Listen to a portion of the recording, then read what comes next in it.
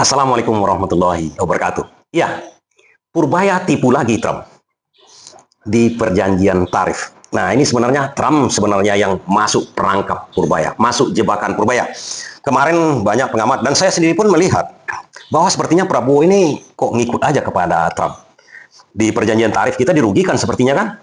Ada data konsumen kita, kemudian kita cuma mendapatkan tarif 19%, Amerika 0%. Ini kan luar biasa bodohnya kita kalau kita lihat secara selintas. Tapi coba kita kaji lebih dalam kawan-kawan. Masuknya Prabowo menjadi anggota board of peace-nya Gaza itu, sebenarnya ini dampak dari ini juga. Dampak dari ini kawan-kawan. Kenapa begitu saya katakan? Dalam bidang ekonomi itu semuanya adalah unsur peperangan semuanya. Setiap detik, bukan seperti sekarang Amerika menyerang Iran itu, tidak. Dalam ekonomi kita selalu dalam keadaan perang. Nah, makanya ada dikenal perang tarif kan? Itu perang setiap hari kita itu.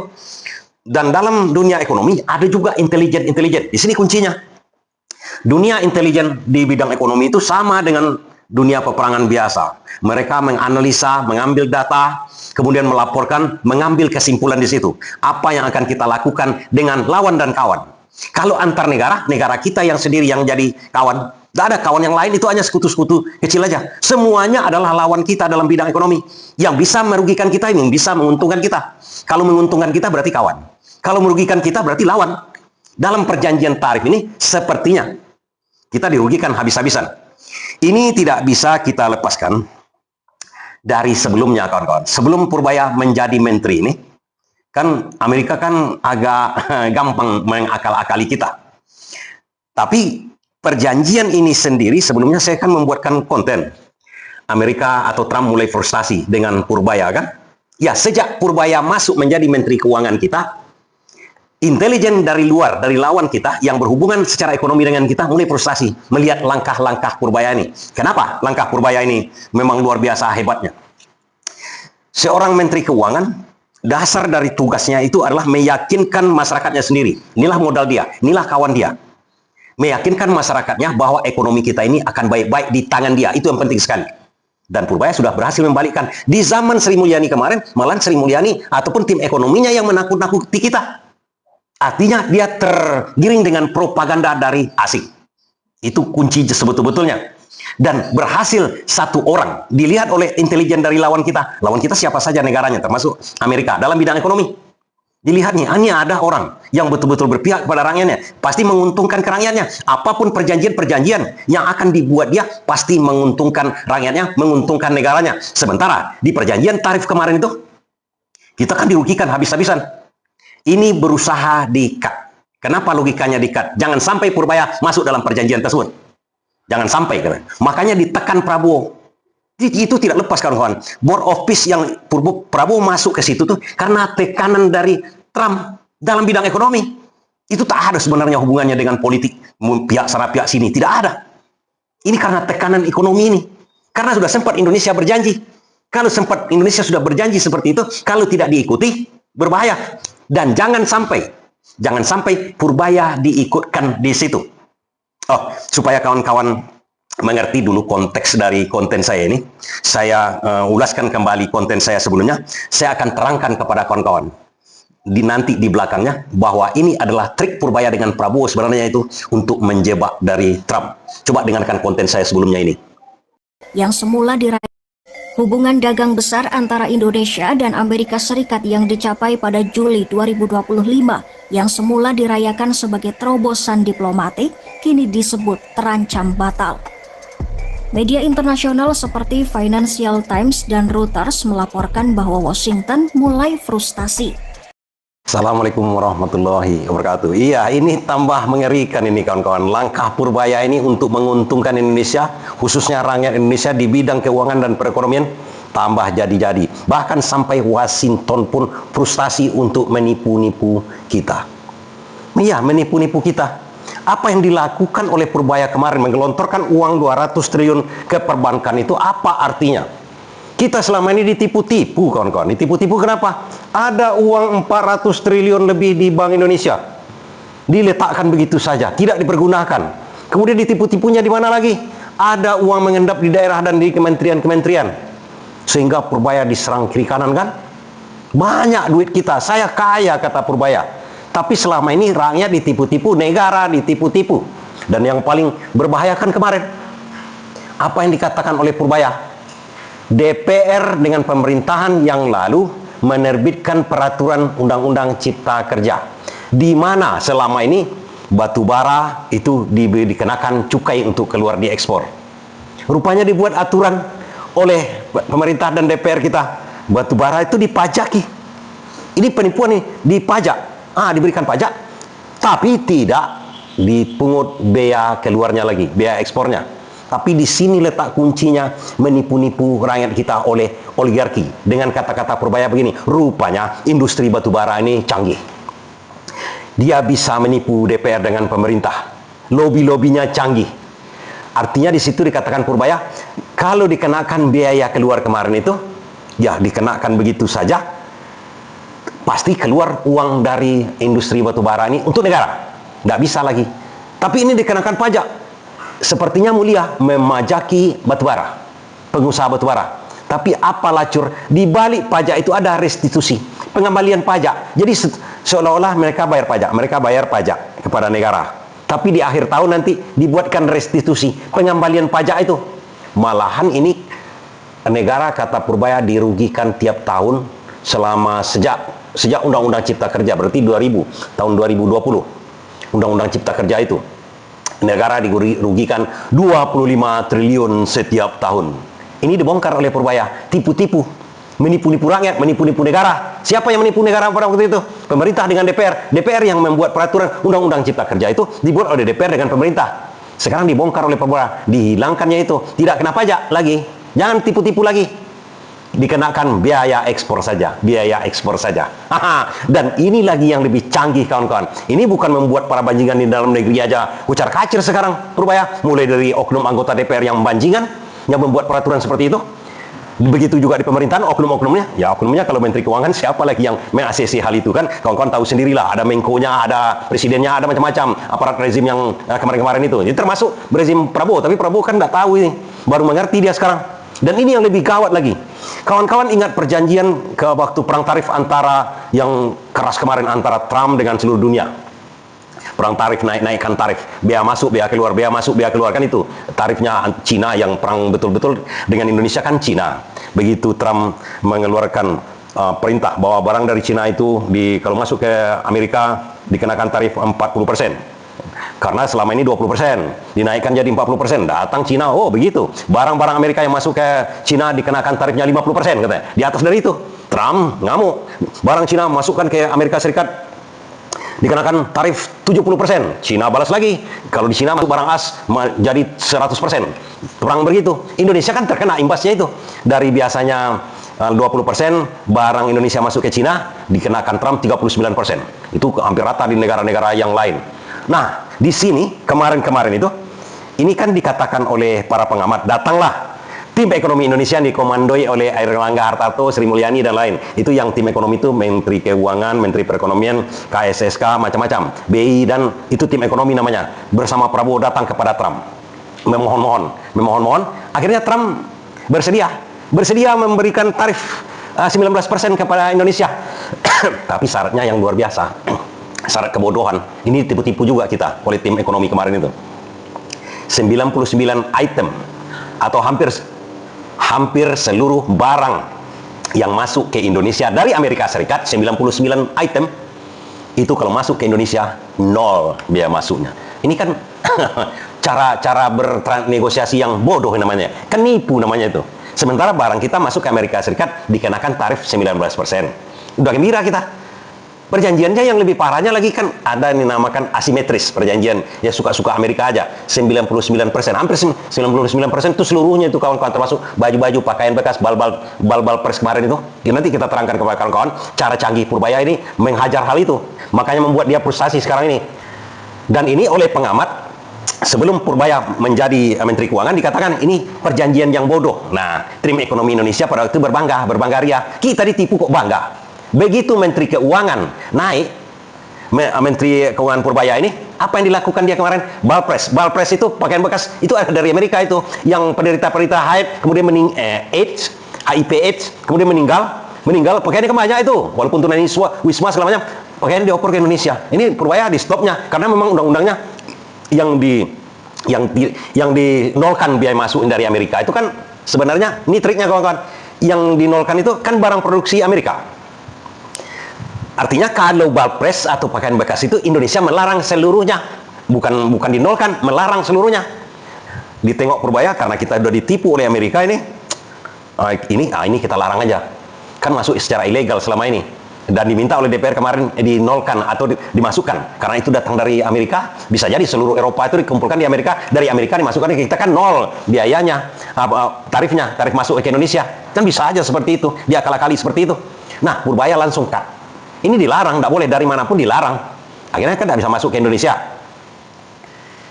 Ini saja sudah menjerit Washington kan, dan kemudian anggota DPR di sini kan ada kemarin yang bernyanyi, tapi Purbaya kan stop betul dalam hal itu. Namun poin yang ini sekarang yang akan saya katakan ini masalah perundingan kemarin yang dibangga-banggakan oleh tim ekonomi Indonesia, itu dibanggakan betul kemarin itu. Nah, sekarang apa yang terjadi? Apa yang terjadi? Kenapa sampai Washington ini frustasi? Tapi kita dengarkan beritanya sedikit dulu ini ya. Hubungan dagang besar antara Indonesia dan Amerika Serikat yang dicapai pada Juli 2025 yang semula dirayakan sebagai terobosan diplomatik kini disebut terancam batal. Media internasional seperti Financial Times dan Reuters melaporkan bahwa Washington mulai frustasi. Penyebabnya, AS menilai Indonesia memperlambat bahkan mengingkari sejumlah komitmen yang telah dijanjikan terkait penurunan bea masuk untuk barang-barang ekspor ke Amerika. Pertanyaannya, apa sebenarnya yang terjadi? Siapa yang paling dirugikan? Dan apakah kesepakatan ini benar-benar berada di ujung tanduk? Mari kita tengok kecanggihan dari Purbaya cara berpikirnya. Juga dia seperti mendeteksi batu bara. Kita lihat di komponen batu bara saja kawan-kawan. Kita mengekspor ke Amerika banyak batu bara. Ya memang tujuan ekspor kita sebagian besar batu bara itu kan ke Amerika. Nah, kita setuju. Purbaya di sini setuju. Oke, 19% dikenakan barang Indonesia. Tapi barang-barang yang dikenakan itu termasuk juga batu bara. Seluruh barang Indonesia ini kan dikenakan pajak seluruhnya atau biaya masuk ke Amerika itu 19%. Oke, kata Purbaya.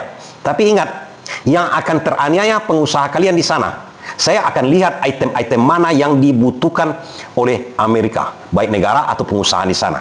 Dia tengok, Purbaya menengok, ada batu bara. Batu bara sesuai, cocok, dia ikutinya 19%. Ditarifkan di sana, masuk ke sana, tapi di sini saya tarifkan lagi, katanya kan. Jadi barang ini dibutuhkan di sana, tidak mungkin ditolak. Barang-barang lain bisa aja, tak pakaian segala macam terserah, tidak akan ditambah pajaknya, pajak keluarnya di sini oleh Purbaya. Dan kemudian ditengok Purbaya, di sini dimainkan rupanya oleh pengusaha batubara. Pajak ekspor kita ini selama ini di biaya keluar, kemudian dipajaki begitu itu, malahan rugi negara. Karena akhirnya dipajak, ada restitusi, negara dirugikan 25 triliun oleh industri batubara yang diekspor bisa jadi ke sebagian besar ke Amerika. Dilihat Purbaya, ada peluang di sini nih untuk menghantam Amerika. Kalian boleh buat perjanjian, tapi bisa saya akali di sini. Dihilangkanlah pajak oleh Purbaya, dikenakannya biaya keluar untuk barang yang dibutuhkan di sana. Kan menjerit yang konsumen batubara di sana. Tentu batubara ini jadi mahal lagi. Selama ini bisa dijual murah oleh pengusaha batubara yang di sini ke sana, karena pajaknya kan hampir tidak dipajaki, malah disubsidi kata Purbaya 25 triliun. Tambah murah batubara di sana. Padahal barang ini dibutuhkan di sana. Menjerit di sana. Inilah sebenarnya yang dituju. Jadi kalau secara ekonomi kawan-kawan, peraturan itu jangan kita lihat. Jangan kita lihat secara signifikan begitu. 19%, tidak disalahi oleh Purbaya. Tapi dikerjainya, diakalinya. Dalam istilah sehari-hari ada katanya engineering. Diakalin. Barang-barang yang dibutuhkan aja. Barang-barang yang tidak dibutuhkan Amerika, terserah lah. Mau 100% pun ditarif masuknya ke Amerika, terserah. Orang tidak butuh. Ini barang yang dibutuhkannya, di-cut oleh Purbaya di sini. Dan yang pastinya betul begini kawan-kawan. Amerika ini bingung di sekarang ini. Kenapa? Ada orang pintar dari segi keuangan di Indonesia ini sekarang. Yang nggak bisa diakal-akali. Kenapa saya katakan nggak bisa diakal-akali? Pada waktu perjanjian antara kita mendapatkan tarif 19% dari Amerika kemarin itu, setelah itu apa yang terjadi? tarif untuk seluruh dunia disamakan oleh Trump. Artinya percuma kita menegokan yang 99% barang-barang Amerika yang masuk ke sini itu dinolkan biaya masuknya, percuma. Selama ini kita tarif kita barang Amerika yang masuk ke Indonesia itu 20% tarifnya. Apa yang terjadi setelah itu? Kita dirugikan. Negara-negara lain tetap menetapkan tarifnya. Misalnya masuk ke Amerika, ke Malaysia, barang-barang dari Amerika tetap di tarif dipajaki atau biaya masuknya dibuat oleh Malaysia tetap 20%. Nggak seperti kita dinolkan, kan rugi kita. Perjanjian macam apa yang seperti itu? Tapi perjanjian itu kan masih ingin dinegokan katanya sekarang ini. Tapi Purbaya sudah membuat akal-akalannya. Jangan sampai saya ditipu-tipu. Ini kan menipu kita juga. Nah, saya kalau ditipu, saya kerjai lagi. Caranya bagaimana? Ini masalah batubara kemarin ini. Ini menjerit dibikinnya. Menurut laporan media internasional, pemerintah AS menganggap Jakarta tidak memenuhi komitmen awal yang sudah disepakati pada Juli 2025. Sumber Financial Times menyebut Indonesia bahkan meminta renegosiasi terhadap poin-poin yang sebelumnya sudah disetujui oleh Presiden Prabowo Subianto dan Menko Perekonomian Airlangga Hartarto. Penolakan di dalam negeri membuat sejumlah keputusan kembali dipertimbangkan. Washington menilai langkah ini sebagai bentuk ingkar komitmen. Di lain sisi, Indonesia berargumen bahwa proses negosiasi masih berlangsung dan wajar bila terjadi dinamika. Namun bagi AS, kesepakatan adalah janji yang seharusnya ditepati, bukan ditawar ulang. Ya, sudah pasti Amerika menginginkan perjanjian itu karena menguntungkan mereka. Bagi kita dilihat Purbaya ini tidak menguntungkan. Prabowo katakan kepada Purbaya, akali itu. Mana cara kamu ngakali ini? Nah, dibuatlah ini. Dari batubara ini pintu masuknya. Artinya nanti kalau batubara ini mau dihilangkan tarifnya atau dipermurah atau bagaimana ceritanya, harus negosiasi dulu ini. Keseluruhan perjanjian ini kita atur dulu. Karena dalam sistem ekonomi kawan-kawan itu masalah kebutuhan atau supply and demand. The supply and demand tergantung permintaan. Permintaan batubara Indonesia ini paling tinggi di Amerika. Dari situ Purbaya masuk. Sekarang kan katanya tarif dari bea itu kan tarif itu, bea keluar dari batubara itu 1-5% kata Purbaya rencananya. Nah, kalau ini daya tekan ini tidak bisa diberlakukan atau tidak mempan kepada Amerika, karena pengusaha yang memakai batubara di Amerika sekarang kan menjerit kepada Trump ini. Udah dikenakan 19% tarif batubara di sana kan biaya masuk Indonesia, ditambah lagi 5% di sini, akhirnya 24%. Sementara itu barang yang dibutuhkan Amerika. Indonesia bisa ekspor ke tempat lain. Ini namanya daya tekan dalam ekonomi itu harus ada akal-akalannya, engineeringnya namanya. Nah, kalau kalau ini tidak bisa ditekan oleh Purbaya, artinya tarif 5% yang dikenakan kepada batubara itu tidak mampu menekan perundingan dengan Amerika, dia akan naikkan. Tengok sama kawan-kawan nanti. Dia akan naikkan ini. Barang-barang yang dibutuhkan oleh warga Amerika, pengusaha Amerika di sana, dia akan naikkan tarifnya besar-besaran. Ini berbahaya kawan-kawan. Bukan tarif, kalau perjanjian kemarin itu tarif masuk ke Indonesia 0 dari Amerika. Tarif masuk barang Indonesia ke Amerika 19%. Ini tidak, barang keluar dari Indonesia kan tidak ada perjanjiannya. Dari Indonesia ke Amerika yang dibutuhkan Amerika dinaikkan Purbaya tarifnya. Ini strategi canggih nih kawan-kawan. Ini gunanya itu apa? Untuk merubah perjanjian itu, untuk menekan Amerika merubah perjanjian kemarin yang merugikan Indonesia. Para analis di Indonesia sebenarnya sudah sejak awal mengingatkan bahwa kesepakatan ini tidak seimbang. Peneliti senior Departemen Ekonomi Center for Strategic and International Studies, Denny Friawan menilai perjanjian tersebut bersifat asimetris dan terburu-buru. Dalam angka, ketimpangan itu terlihat jelas.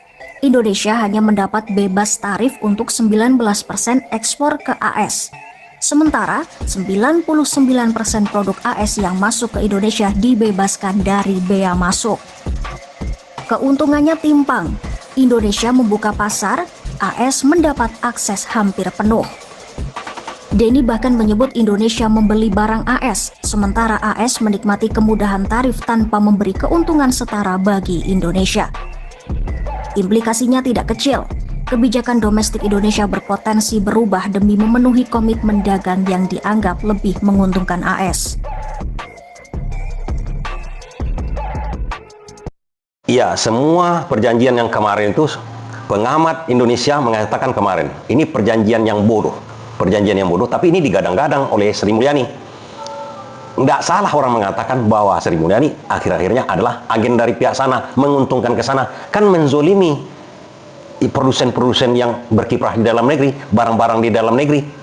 Banjir barang Amerika ke sini, murah harganya karena dipaksa untuk tidak dikenakan tarif bea masuk.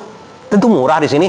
Barang yang sama akan masyarakat Indonesia akan pilih barang Amerika. Kan sangat sederhana, baju atau baju baru, bukan kalau yang dilarang Purbaya kan kemarin thrifting itu baju bekas. Kalau ini baju baru misalnya sama mutu dan apanya, kan kalah brand-brand di dalam negeri. Ini yang dipermasalahkan kemarin oleh pengamat Indonesia. Tapi Sri Mulyani bersikeras, ini kemenangan kita. Waktu itu dibangga-banggakan, kita punya hubungan baik, hubungan dagang yang baik dengan pelaku ekonomi terbesar di dunia saat ini. Ya, kalau itu merugikan kita, untuk apa hubungan dagang yang baik dengan sebuah negara besar? Percuma, karena merugikan rakyat Indonesia. Begitu Sri Mulyani mundur, Purbaya naik, Purbaya sepertinya sudah diperintahkan oleh Prabowo. Prabowo merintahkan, itu kayaknya kita dirugikan itu bro. Tolong akali, diakali Purbaya lah. Dengan yang saya terangkan tadi, masalah batu bara. Bagi pemerintah, khususnya Presiden Prabowo, kesepakatan Juli 2025 dilihat sebagai keberhasilan diplomasi, cara memperkuat hubungan dengan salah satu mitra ekonomi terbesar di dunia. Namun di balik itu, kesepakatan ini memiliki konsekuensi jangka panjang. Sektor industri lokal bisa terdesak oleh produk impor AS yang tarifnya hampir habis dihapuskan. Disinilah perbedaan paradigma muncul. Indonesia menganggap kesepakatan masih bisa dinegosiasi ulang, sementara AS melihatnya sebagai komitmen final yang wajib dipenuhi. Jika tidak, perjanjian bisa dinilai batal secara sepihak oleh Washington. Kalau dengan Purbaya mau batal pun perjanjian itu terserah lagi Amerika. Mau di stop pun barang Indonesia tidak masalah. Purbaya ini punya banyak akalnya. Ke dalam bidang ekonomi kawan-kawan, mau di stop barang Indonesia ke Amerika, yang dibutuhkan barangnya di Amerika, pemerintahnya akan didemo oleh rakyatnya. Akan didemo kawan-kawan. Lebih mahal, payah mendapatkannya, padahal itu dibutuhkan oleh rakyatnya. Jadi dalam sistem ekonomi yang dipelajari, saya ataupun Purbaya menyatakan kalau itu dibutuhkan oleh orang lain, kalau harganya cocok, mau mahal pun, kalau itu dibutuhkan akan dibeli.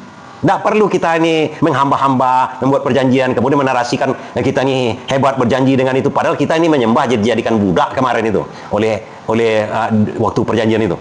Nggak perlu seperti itu. Dalam ekonomi cuma fair aja. Anda butuh, ini barang sesuai harga, angkat. Begitu saja sebenarnya. Tapi dalam hal ini memang dibutuhkan orang-orang yang pintar, orang-orang yang canggih seperti Purbaya ini, yang tidak membebek saja begitu kan, seperti yang kemarin terdeteksi agak ada agen-agennya yang dari sana kan. Di tengah sorotan internasional, pemerintah Indonesia membantah adanya kebuntuan. Juru bicara Kemenko Perekonomian Haryo Limanseto menegaskan bahwa negosiasi dengan AS tetap berjalan lancar. Menurutnya, dinamika dalam perundingan adalah hal biasa, tidak ada masalah spesifik, dan pemerintah berharap kesepakatan ini bisa segera selesai dengan hasil yang menguntungkan kedua pihak. Sementara itu, utusan dagang AS Jamieson Greer disebut sedang berupaya membuka kembali komunikasi dengan Airlangga untuk menyelamatkan perjanjian tersebut. Pembahasan lanjutan dijadwalkan berlangsung pekan ini. Kalau kemarin kan memang Airlangga yang berunding di sana, tapi otaknya kan Sri Mulyani.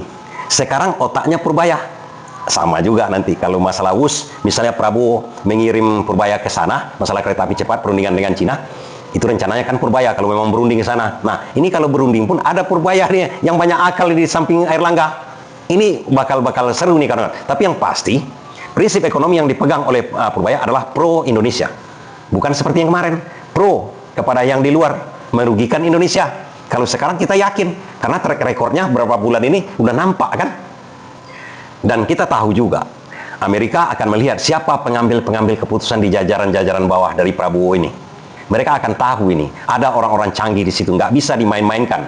Kalau diulang perundingannya harus fair, saling menguntungkan. Nggak seperti yang kemarin, bisa diakal-akali, bisa dibodoh-bodohi. Ini orang ini nggak bisa diakal-akali, dibodoh-bodohi. Yang bisa hanya orang seperti Purbaya ini, untung sama Amerika, untung sama Indonesia. Itu baru bisa ada perjanjian dagang namanya. Di semua perjanjian dagang dari zaman Nabi Adam, itu adalah perjanjian yang seharusnya perjanjian sama-sama untung.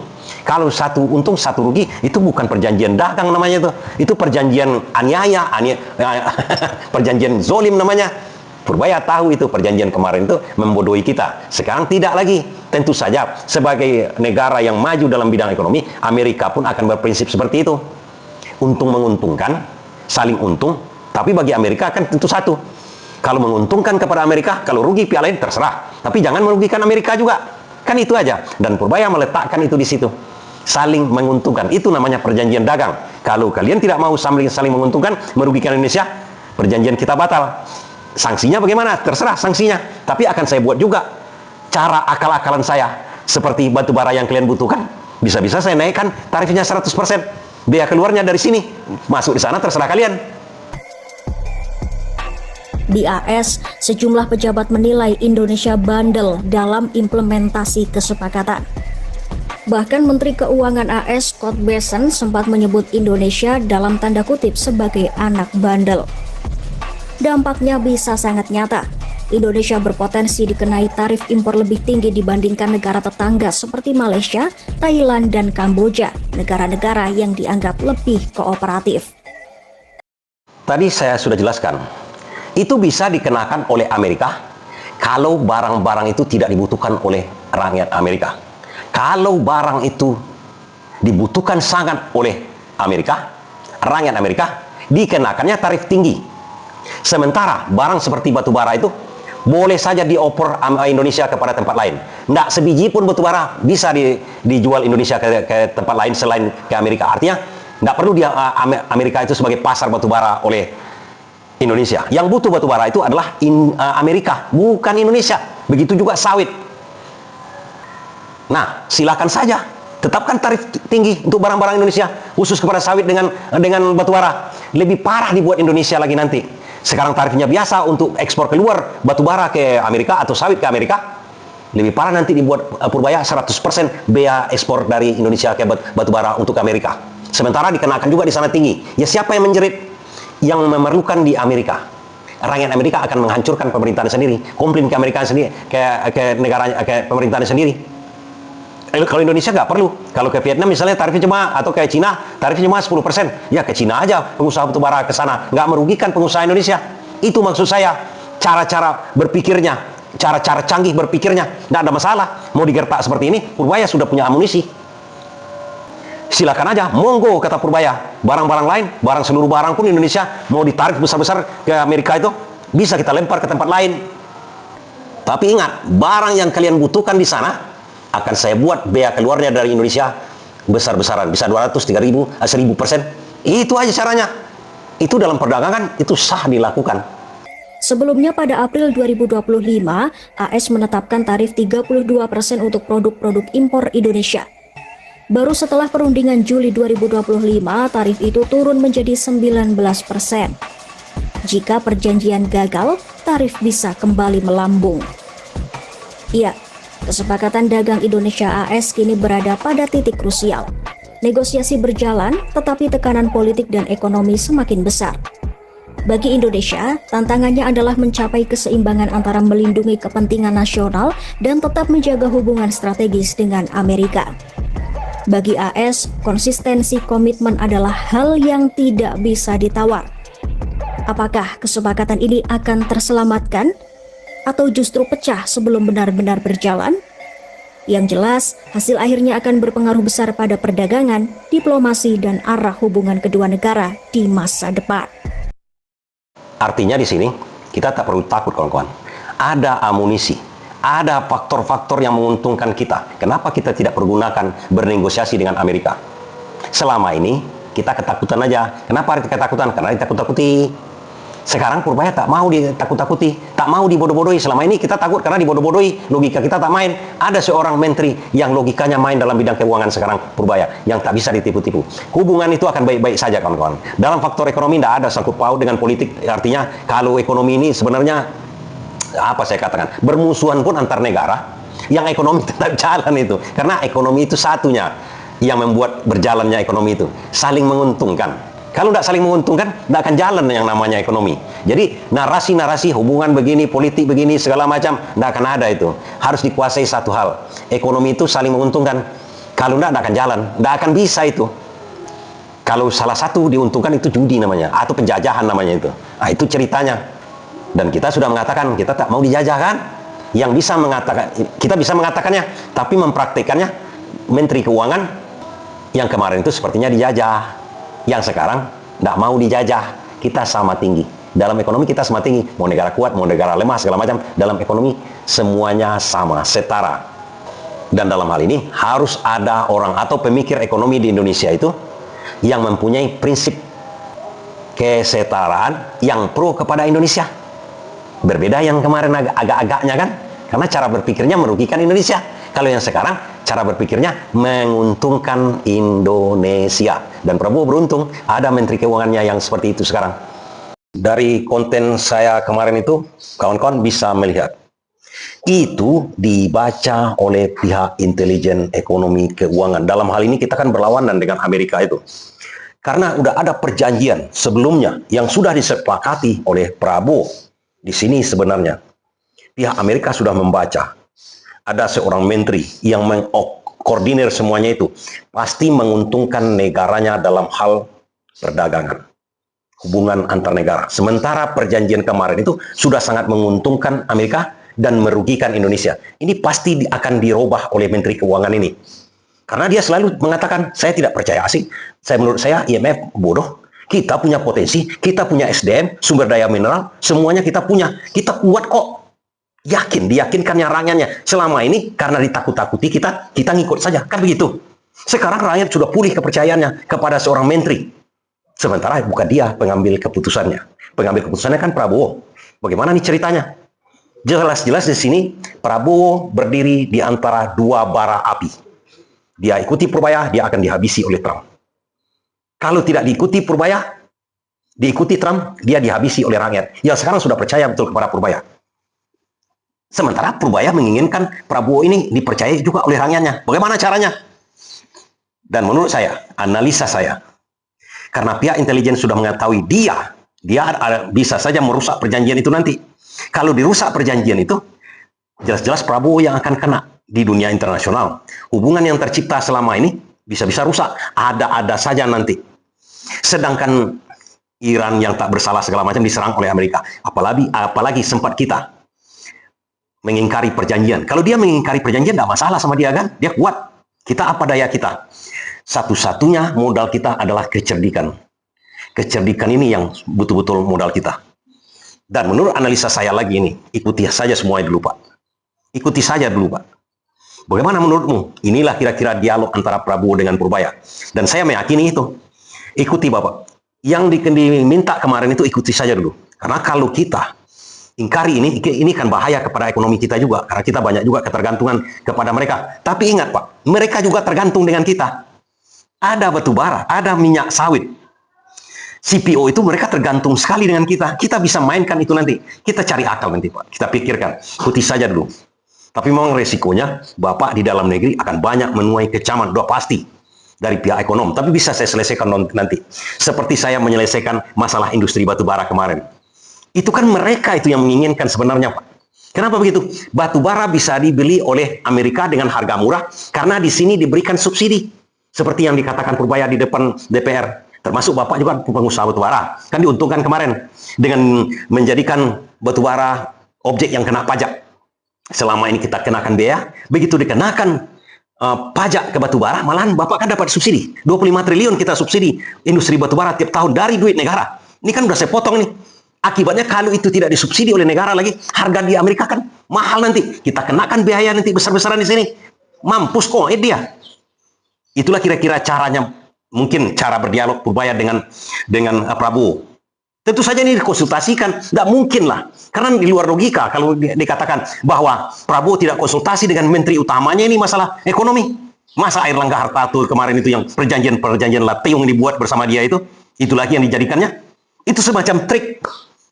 Begitu Airlangga Hartarto yang kemarin itu dibodoh-bodohi oleh Amerika, dibawa lagi, jelas-jelas Amerika senang. Oh, masih dia ini, tidak ada Purbaya di situ kan?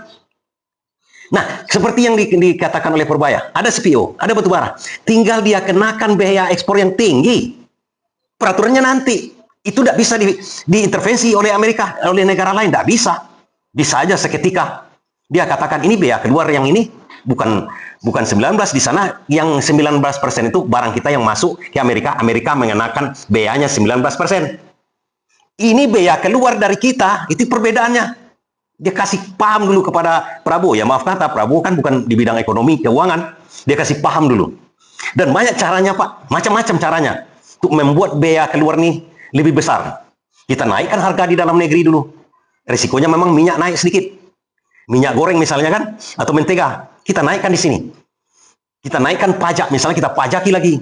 Kata Purbaya kan ada mau naikkan pajak. Bisa-bisa bonsai itu dipajaki dia, batubara dipajaki lagi. Tambah pajak, tambah bea. Pajak yang batubara itu tidak boleh direstitusi atau dikembalikan lagi. Itu dibuat peraturan sendiri. Gampang Pak, ikuti saja dulu. Karena ini kalau sempat Bapak tidak mengikuti, ada apa-apa nanti seperti sekarang lah contohnya kan, ada perang Irak-Iran. Irak-Iran. Amerika menyerang Iran ini kan berbahaya. Bagaimanapun juga jahatnya Trump itu, kita masih butuh negara Amerika itu, sangat kita butuhkan. Ikuti saja dulu Pak. Ini bisa kita mainkan dari segi peraturan. Itu kan peraturan itu nanti dijalankan Maret atau April 2026. Menjelang itu kan kita punya akal. Saya Abu Nawas, kata Purbaya kan. Tapi memang Bapak punya resiko. Ekonom dalam negeri nanti menghujat Bapak, udah pasti. Ini seolah-olah kan merugikan kita. Ini kan Trump nih Oktober kan udah habis nih Pak. Kayak gitu. Ya, jadi ada timeline-nya kan. Trump itu Oktober nanti pemilihan lagi, pemilihan presiden Amerika 2026 ini. Jadi perjanjian itu sendiri mungkin diberlakukan April, Mei, Juni. Itu namanya dalam hal ini trik taktik. Dan ini tidak akan bisa dijelaskan oleh Purbaya kepada masyarakat. Terpaksa saya jelaskan. Dan ini pun kalau konten ini sempat didengar oleh Amerika sana, terbaca dia. Sebenarnya mereka bisa membaca juga, tapi mereka bermain namanya. Bermain petak umpet lah begitu kan. Jadi menurut saya kawan-kawan, kita ikuti saja nih dulu. Saya yakin dan saya yakin dengan seorang menteri yang berpihak kepada rakyat dan berpihak kepada industri dalam negeri seperti bea cukai rokok. Bagaimana dia katakan? Lebih baik saya bunuh yang di sana, saya hidupkan yang di sini, industri dalam negeri kan. Dia akan berpihak ke sini. Dengan cara apa? Dengan cara akal. Itu yang saya katakan, Prabowo ini beruntung punya dia. Tapi memang Prabowo sekarang lagi babak belur itu. karena dari awal langkah dia itu udah salah. Bersama Menteri Leteung-Leteungnya kemarin itu. Jadi kawan-kawan, kita ikuti saja dulu. Kita tengok dulu kan. Saya yakin ini. Bagaimanapun ceritanya, ujung-ujungnya ada akal. Inilah modal kita. Akal, otak. Nggak bermodal joget. Gemoy kan? Sorry ya. Terima kasih.